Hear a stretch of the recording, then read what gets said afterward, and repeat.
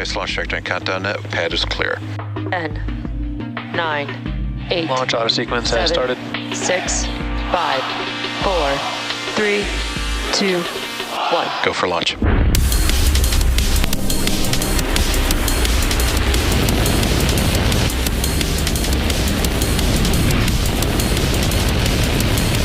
Vehicle is supersonic. Stage separation confirmed. Dragon, separation confirmed.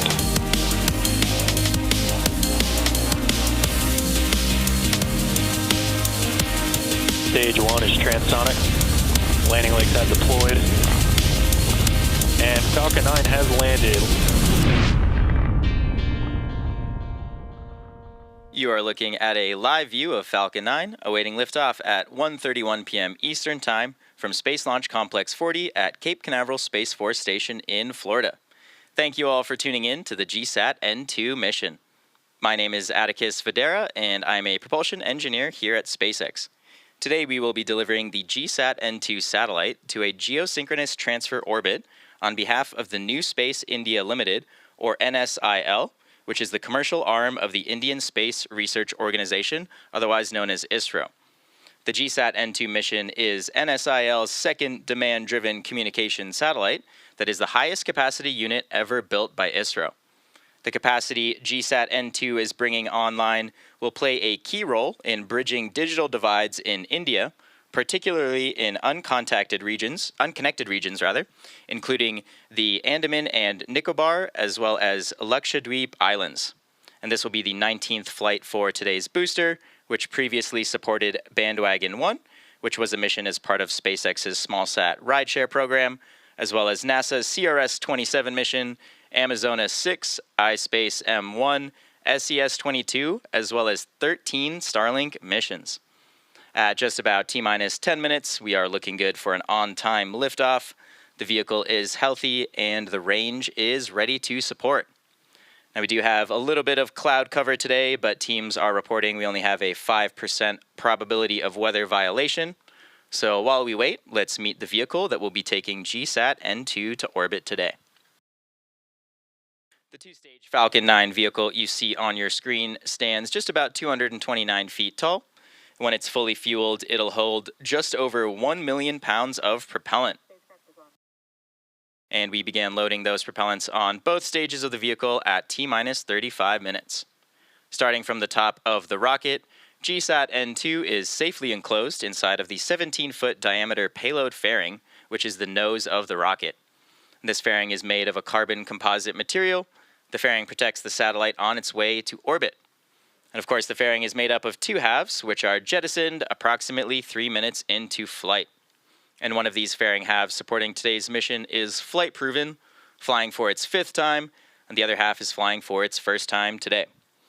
Both sides of the fairing will be recovered after today's flight by our fairing recovery ship, Bob. Now, below that payload fairing, we do have the second stage, which is the part of the rocket which will take our payload to its destination orbit. The second stage will ignite its single Merlin vacuum, or MVAC engine, at about 2.5 minutes into flight, and then we do relight that engine a second time before we deploy the GSAT-N2 satellite. Below the second stage, you can see the black interstage, which is part of the first stage booster. And at the bottom of that first stage, there are 9 Merlin M1D engines, and these will get Falcon 9 off the ground and up to the thinner parts of the Earth's atmosphere. Shortly after liftoff, the first and second stages will separate from one another, and then the second stage will continue to orbit, while the first stage will start making its way back down to Earth. The first stage is designed to be reflown with minimal refurbishment between flights. Today's booster is flying for the 19th time, and we will be attempting to land on our drone ship, Just Read the Instructions, which you can see there on your screen, currently stationed in the Atlantic Ocean. If we are successful in recovering the booster today, it will mark the 371st successful recovery of an orbital-class rocket. And lastly, that large truss structure that you see next to the rocket is the Transporter Erector, or TE. We use this to both roll the rocket out to the pad, as well as to raise it to its vertical launch position. In callouts over the nets, you might hear the TE referred to as the strongback from the launch team.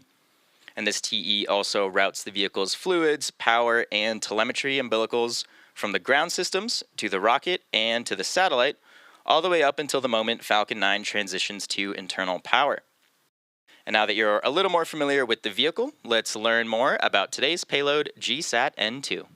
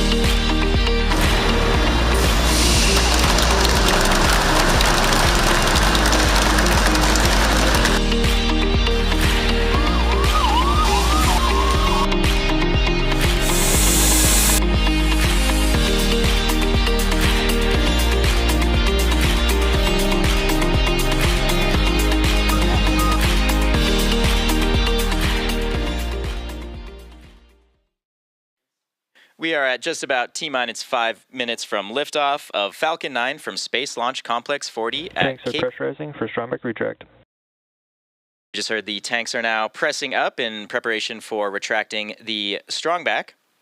And at liftoff, the transporter erector, or TE, or otherwise known as the strongback, will retract in order to clear the way for Falcon 9's ascent.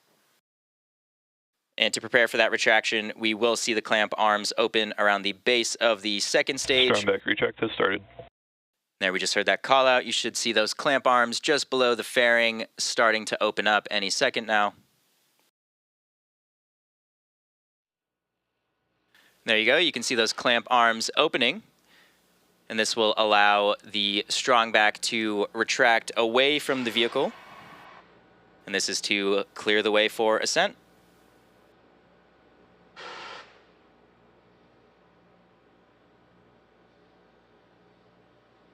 Should be seeing that strongback start to recline in just a couple seconds here.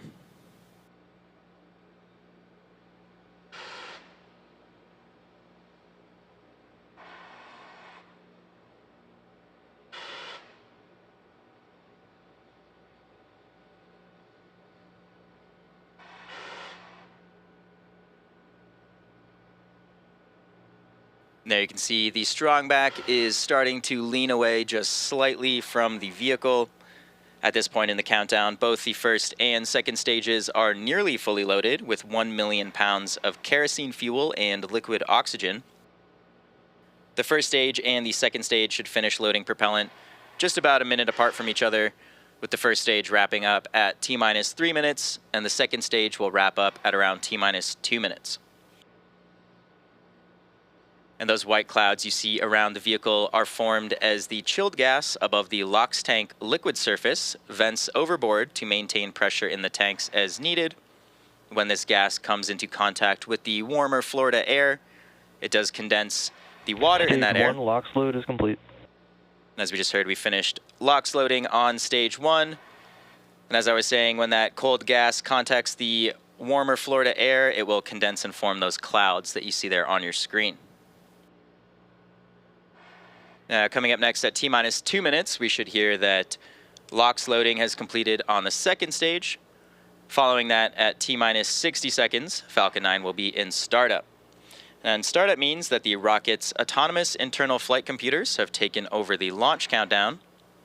And following that, just inside of T-minus 2 seconds, we will light those 9 Merlin 1D engines for liftoff. So far, the payload continues to be healthy, and the Falcon 9 team is tracking no issues on the rocket at this time. Stage 2, LOX load is complete. And there we just heard that call out. Stage 2 LOX loading is complete, which will wrap up propellant loading on the vehicle. And that began at around T-minus 35 minutes. So again, coming up next at T-minus 1 minute will be the startup phase. So let's listen in as we hear a series of callouts that lead up to launch. Ground gas closeouts. So that first callout you just heard was for ground gas closeout. You can see a little bit of the remaining propellant in the TE lines is now being vented. And you can see that cloud forming as we clear those lines out.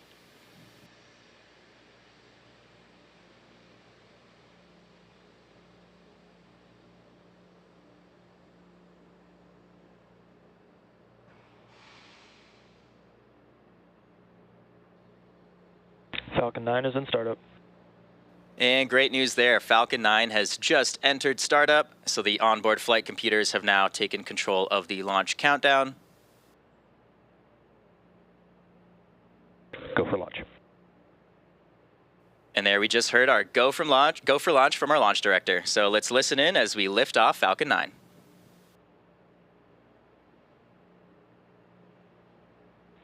T-minus 30 seconds.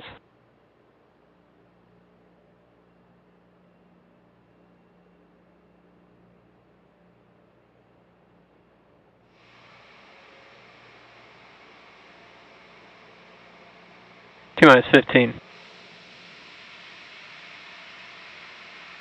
10, 9, 8, 7, 6, 5, 4, 3, 2, 1. Ignition and liftoff.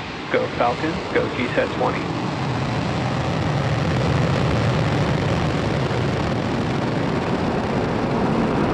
Vehicle is pitching downrange. Stage 1 chamber pressure nominal.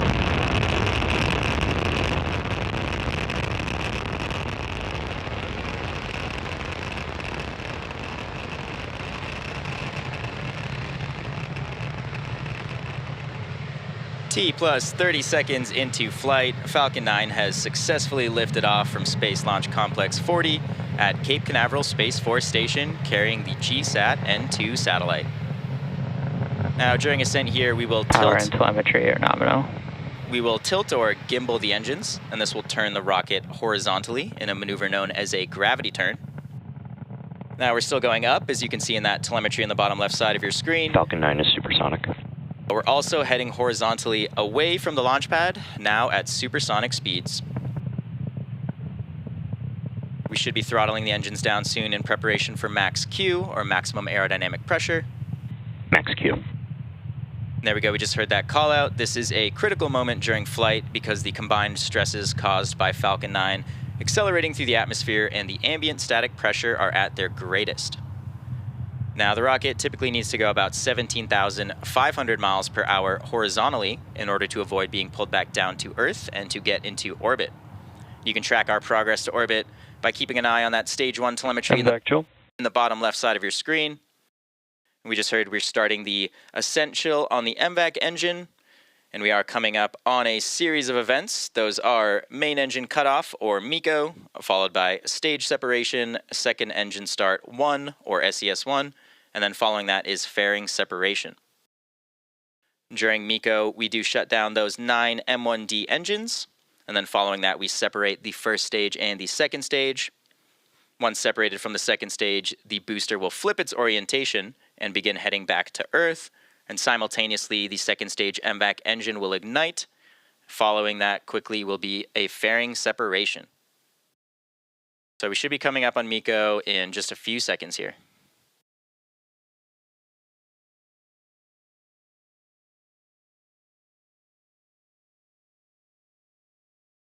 Main engine cutoff. Stage separation confirmed.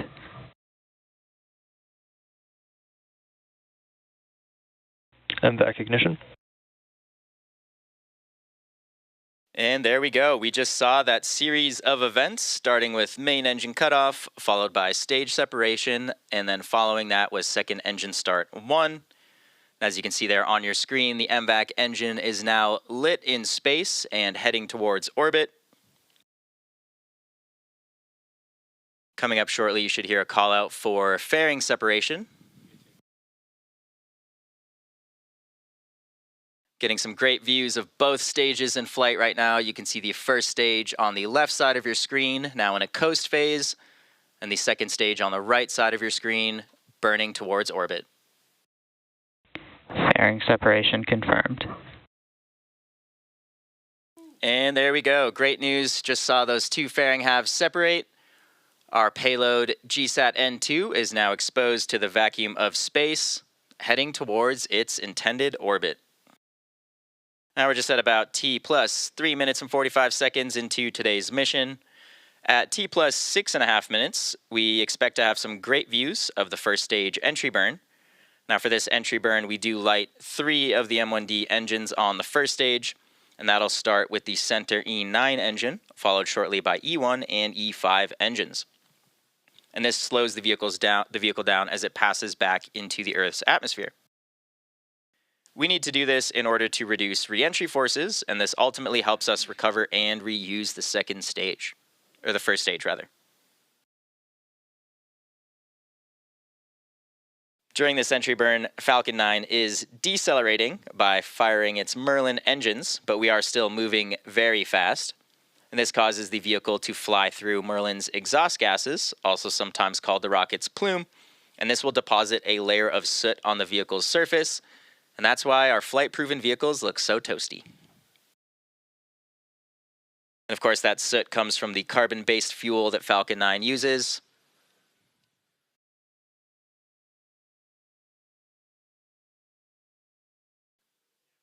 And we are coming up on that entry burn in just about a minute now.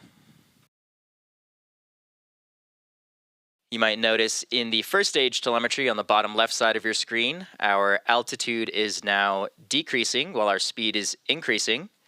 Gravity has taken over and the vehicle is Both now... vehicles are on nominal trajectories. The first stage is now heading back down towards Earth on a nominal trajectory, as we just heard on the nets. And of course, the second stage continuing to accelerate towards its intended orbit, now going over 13,000 kilometers per hour at an altitude of 160 kilometers.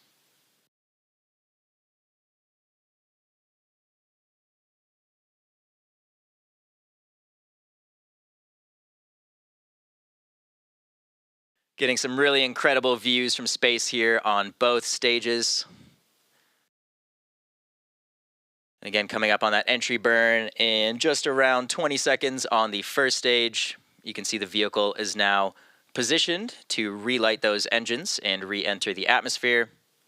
You can see our grid fins are deployed, and these fins will help guide the vehicle back down to its landing location.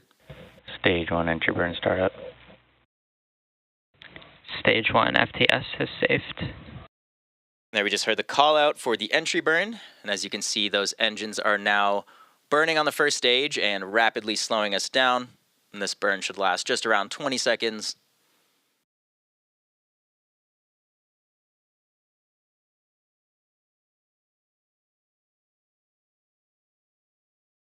Stage 1 entry burn shut down. And there's that call out for the end of the entry burn. Reusability is key to lowering the cost of spaceflight, and this enables more investment in critical scientific research. The Falcon 9 first stage that is supporting today's mission just performed that entry burn for its 19th time. The Merlin engines on the first stage are optimized for sea level. These engines achieve 190,000 pounds of thrust during ascent and descent, and the MVAC engine on the second stage is optimized to operate in the vacuum of space, producing just about 220,000 pounds Stage 2 of is in thrust. terminal guidance. Now we just heard stage 2 is in terminal guidance, which means coming up next we will be shutting the MVAC engine down on the second stage, Following that very shortly should be our landing burn on the first stage. Stage 1 transonic. Now we just heard the stage 1 is now traveling below the speed of sound. You can see we are approaching some cloud cover on the left side of your screen. Stage 2 FTS is saved. And again, as a reminder, we are targeting a landing on our drone ship. Just read the instructions, which is currently in the Atlantic Ocean. Stage 1 landing burn. There we go. Shutdown. We just heard the landing burn has started on the first stage, and the second engine has now shut down. You can see the drone ship just below the first stage there as we come in for a landing. Nominal orbital insertion. Stage 1 landing light deploy.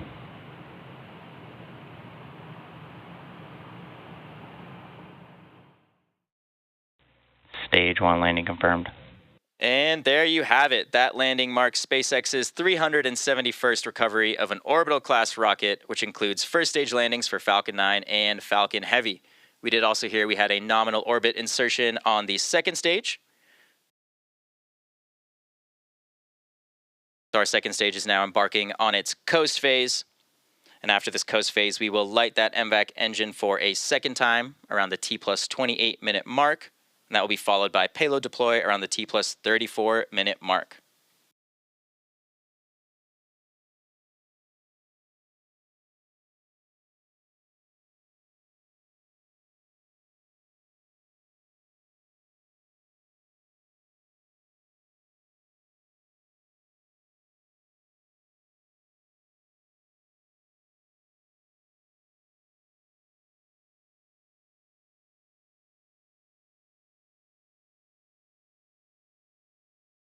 Our customer for today's mission is New Space India Limited. This is Brian Malin on Countdown 1. I wanted to say a special word for Michael Taylor, as this will be his final mission. He has been at the forefront of spaceflight for the United States for several decades. We would not be where we are today in United States space program history without him, and we'd not be where we are today at SpaceX without Mike Taylor. So from all of us at SpaceX, Mike, we salute you, we thank you, and we look forward to your future journeys. Great words there from our LD, and congrats on an amazing career, Mike Taylor. Now, the second stage is now embarking on its coast phase. And again, as I said, we will be lighting that engine for a second time around the T plus 28 minute mark, and following that is payload deploy at the T plus 34 minute mark. And before we take a short break for that coast phase, we do have a couple of messages from our customer, the Indian Space Research Organization. And after that, we'll see you back here in just about 15 minutes. GSAT-N2 is a next-generation communication satellite owned by NSIL, weighing 4,700 kilogram, built by ISRO for meeting the high-throughput communication requirements. It's primarily operating in Ka band, providing almost 48 gigabytes per second throughput. This spacecraft is, after the launch, is going to be positioned at 68-degree east longitude, providing broadband services and in-flight connectivity, primarily on the Indian region. There are going to be about 32 sport beams covering India mainland islands of this region. And primarily this is designed to also to enhance the capacity by providing 8 narrow sport beams over the northeastern region of India, which requires this support for essential communication requirements. The whole spacecraft is designed using the ISRO's well-proven I-6K bus with a 6.2 kilowatt power generation operating in 70 volts bus voltage. And the propulsion system is a bipropellant system for orbitizing and its station keeping. And we are expecting that its precise launching, we will have an orbital life of almost 14 years. While building the spacecraft, we used the support of Indian industries who built us with a lot of subsystems, including structures and hardwares meant for the satellites and also the payloads. And ISRO centers contributed in various ways to build the satellite finally. I'm really happy that the satellite is now ready for launch and will reach its destined orbit. Meantime, in the ground, as soon as the satellite is in the required spot, we are ready with the ground infrastructure to provide the network or communication very, very fast as soon as it is declared operational. Hoping to see the launch go really fine, and all the very best to the team.